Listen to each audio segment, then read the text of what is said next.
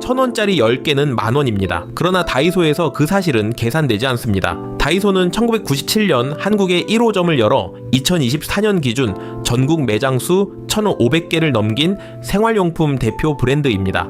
연간 매출은 3조 5천억 원을 넘습니다. 이 매장은 저렴한 제품을 파는 곳이 아닙니다. 정확히는 당신이 싸다는 감각에 취해 예산의 한계를 잊도록 설계된 공간입니다. 오늘은 다이소의 심리구조 2부까지를 해부하겠습니다. 만원 한 장을 들고 들어가서 3만 원을 쓰고 나오는 일이 왜 반복되는지 그 이유가 여기에 있습니다. 첫 번째는 균일가의 착시입니다. 다이소의 상품은 1000원, 2000원, 3000원, 5000원 단위로 가격이 묶여 있습니다. 단일 가격대가 반복되면 소비자의 뇌는 각 상품의 가치를 개별적으로 계산하지 않습니다. 이것을 가격 정박 효과라고 부릅니다. 첫 번째 가격대가 기준점이 되면 그 안에 모든 상품이 거기로 인식됩니다. 3000원짜리 플라스틱 수납함이 실제로 1500원짜리보다 2배 가치가 있는지는 계산되지 않습니다. 같은 가격이니까 같은 가치로 여겨집니다. 균일가는 가격 체계가 아니라 비교 의욕을 끊는 장치입니다. 비교가 사라지면 저항도 사라집니다. 두 번째는 멘탈 어카운팅의 분해입니다. 다이소에서 1000원을 쓰는 행위는 만원을 10번에 나눠 쓰는 것과 같습니다. 그러나 당신의 뇌는 그렇게 계산하지 않습니다. 각 상품의 1000원은 작은 지출로 분류되고 합산되지 않은 채 개별적으로 허용됩니다. 이것을 멘탈 어카운팅이라고 부릅니다. 사람의 뇌는 돈을 하나의 계좌가 아니라 여러 개의 작은 계좌로 나눠 관리합니다. 3000원짜리 수세미, 2000원짜리 양말, 1000원짜리 집게, 5000원짜리 수납함, 개별로는 아무것도 아니지만 합치면 11,000원입니다. 그 11,000원이 한 번에 표시되는 순간은 계산대 뿐입니다. 그리고 그 순간에는 이미 늦습니다. 작은 숫자, 여러 개는 큰 숫자 하나보다 덜 아픕니다. 세 번째는 장바구니의 효과입니다. 다이소 매장 입구에는 작은 플라스틱 장바구니가 놓여 있습니다. 이 장바구니를 드는 순간 구매 결정의 저항력이 낮아집니다. 이것을 물리적 소유 효과라고 부릅니다. 손에 들린 물건은 이미 내 것처럼 인식되기 시작합니다. 장바구니가 없는 매장보다 장바구니가 제공되는 매장의 평균 객단가가 더 높다는 연구 결과가 있습니다. 장바구니는 편의 도구가 아니라 지출의 증폭 장치입니다. 두 손에 들고 다니기 불편한 매장은 고의로 그렇게 설계되지 않은 매장입니다. 편의는 언제나 매출의 편에 있습니다. 네 번째는 미로형 동선입니다. 다이소 매장은 대부분 좁고 복잡한 통로로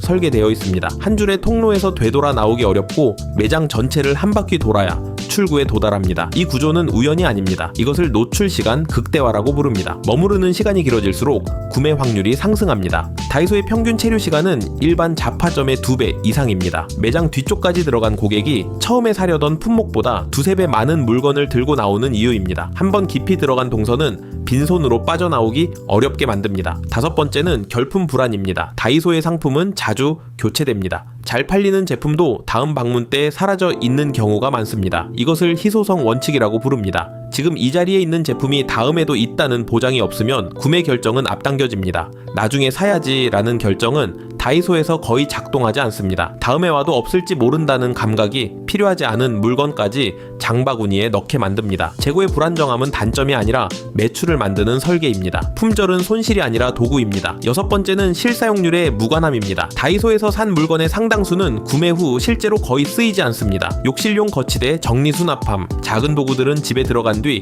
서랍 한 구석에 들어가는 경우가 많습니다. 그러나 이 사실은 다음 구매에 영향을 주지 않습니다. 왜냐하면 1000원이라는 가격이 실패의 비용을 거의 없는 것으로 만들기 때문입니다. 이것을 저비용 실험 심리라고 부릅니다. 가격이 낮을수록 구매 후 만족을 검증하려는 노력도 함께 낮아집니다. 쓰지 않아도 아깝지 않은 가격은 반복 구매의 가장 이상적인 조건입니다. 실패가 아프지 않은 소비는 끊임없이 반복됩니다. 일곱 번째는 신상품 진열의 속도입니다. 다이소는 매달 새로운 상품이 들어옵니다. 계절 상품, 트렌드 상품, 협업 상품이 빠르게 교체됩니다. 이것이 방문 빈도를 만듭니다. 이것을 신기성 편향이라고 부릅니다. 사람의 뇌는 새로운 자극에 강하게 반응합니다. 지난달에 없던 상품, 이번 달에 있는 것만으로 방문의 이유가 만들어집니다. 다이소는 이 주기를 의도적으로 짧게 유지합니다. 충성 고객은 상품 때문이 아니라 새로움의 리듬 때문에 다시 찾습니다. 새로움은 매출의 가장 저렴한 연료입니다. 다이소는 저렴한 매장이 아닙니다. 저렴한 감각을 파는 매장입니다. 여기서 설명한 이돛가지 구조는 미니소, 플라잉 타이거, 무지, 이마트 균일가 코너에도 유사하게 적용되어 있습니다. 가격이 낮다고 해서 지출이 낮아지는 것은 아닙니다. 오히려 단위 가격이 낮을수록 구매 개수와 방문 횟수가 함께 늘어나 총 지출은 증가합니다. 이것이 저가 매장의 역설입니다. 가격의 낮음이 지출의 총량을 낮추지 않습니다. 당신의 집 서랍을 열어보면 다이소에서 산 뒤 한 번도 쓰지 않은 물건이 몇 개쯤 나옵니다. 그 물건들의 가격을 전부 더해보면 생각보다 큰 금액이 나올 확률이 높습니다. 싸다고 느낀 지출의 총합이 어느 순간 비싸다고 느끼지 않았던 지출보다 커져 있습니다. 그리고 그 총합은 누구에게도 기록되지 않습니다. 다음 다이소 방문에서 한 가지만 해보십시오. 장바구니에 물건을 담을 때마다 머릿속에서 현재 총액을 더해보십시오. 계산대에서 찍히는 숫자 전에 스스로 그 숫자를 알고 있어야 합니다. 이 계산을 시작하는 순간 당신은 더 이상 싸다는 감각에 속지 않게 됩니다. 설명란 링크와 고정 댓글을 확인하십시오.